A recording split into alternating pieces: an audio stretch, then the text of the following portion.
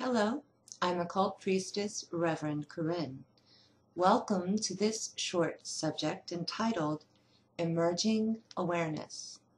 There are rumors amongst New Agers and some on Oprah that collectively humanity is experiencing a shift in conscious awareness.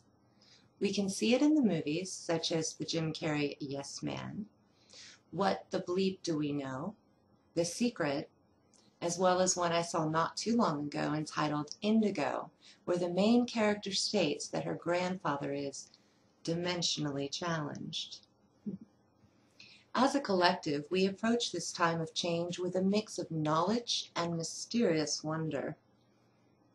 Not everyone will have the jarring, immediate, life-altering experience shaking them into awareness. I believe for most of us, the change will be gradual. There will be more dreaming, clear intuition about ourselves and others, a greater perspective. When I turned 30, I had been a professional psychic, practicing Wiccan priestess, Buddhist initiate of Sri Mamo Devi, and Reiki master for several years. I earnestly pursued my faith, psychological practices, and healing in a quest for enlightenment. Directly after my 30th birthday, my awareness began to shift greatly. I experienced a series of awakenings that took glorious nirvana-like form. During this time, I spoke in rhyme. I could hear my spirit guides and astral chatter like a radio in my head, and recorded many insightful answers to life's questions. After I was reconnected with consensual reality, I began to research what happened to me. Ram Dass implied in his work entitled Be Here Now that I had gone through awakening with my ego on. The book Spiritual Emergency by Stanislav Grof and The Call of Spiritual Emergency, along with the theory of self-actualization by Maslow, brought me to a place of acceptance. I would like to share with you a simple yet inspiring tale that I experienced during my spiritual emergence to illustrate how the shift can be so gradual and so personal that you're not even sure what's shifting. On a cold wintry day, I was sipping hot tea and looking out my sliding glass door. A lush red cardinal landed in the snow on my porch. The red feathery bird nestled into the soft blankets of white snow. I said hello to the bird and thanked it for being there. Cardinals have become a symbol of my grandmother since she passed. Evelyn Fay liked birds, but cardinals were her favorite. The bird flew away and momentarily came back with a sprig of red berries in its beak. The bird crept down from the railing of the porch, approaching the glass door, and laid the berries down, abruptly flying away again. A gift, I thought. That bird just left me an offering. I sipped my tea and delighted in the feeling of being noticed by the bird. Not a moment later, the bird came back in very much the same way, with another sprig of red berries, and laid them upon the spot where the previous berries were placed.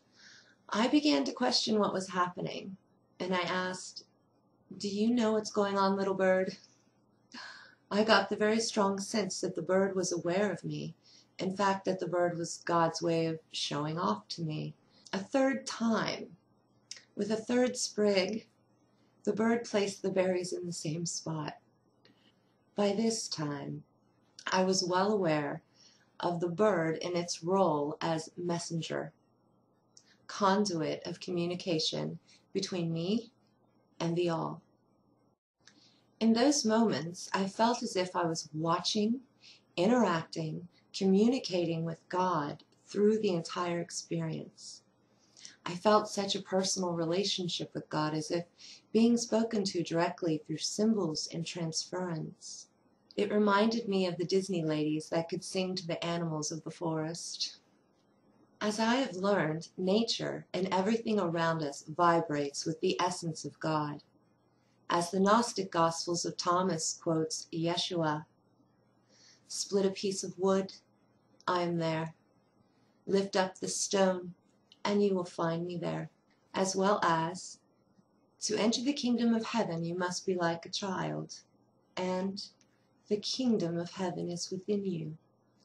All of these quotes were directly experienced through this simple observance. The light that is God is in everything. My childlike wonder and the heaven I felt inside. And the first time I wrote this experience down, quite synchronistically, the song "Dear Prudence" came on by the Beatles. And it's, "The wind is low, the birds will sing, that you're a part of everything, dear Prudence." And I later learned that they wrote that song because one of their friends had been meditating for several days, locked herself in her room, and wouldn't talk to anyone. So they wrote the song and they went outside her window and they serenaded her to come out of meditation and come join the world again. I hope you've enjoyed this short subject. If you have similar videos, please leave them below. Rate, comment, and subscribe. Be sure to check out my website, occultpriestess.com, for all of your psychic needs. Blessings and namaste.